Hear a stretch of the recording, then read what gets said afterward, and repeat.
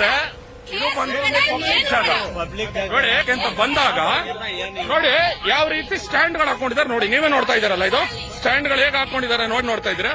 ತೆಗಿರಿ ಅಂದಾಗ ದಬ್ಬಾಳಿಕೆ ನೋಡಿ. ಏನ್ ಮಾಡ್ತೀರಾ ನೀವೇನ್ ಮಾಡ್ತೀರಾ ಮಾಡಿ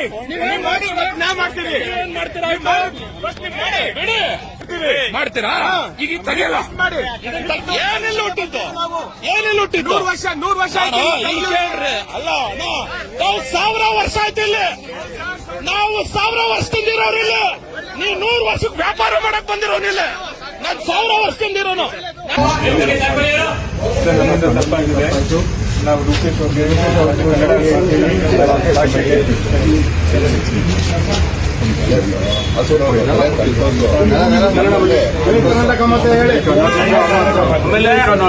ಇಲ್ಲಿ ಕೇಳಿ ಸರ್, ಇದೇ ಲಾಸ್ಟ್ ಕನ್ನಡದ ವಿಚಾರ. ನೀವು ಇಲ್ಲಿಗೆ ಬಂದಿದ್ದೀರಾ, ಬದುಕ್ರಿ.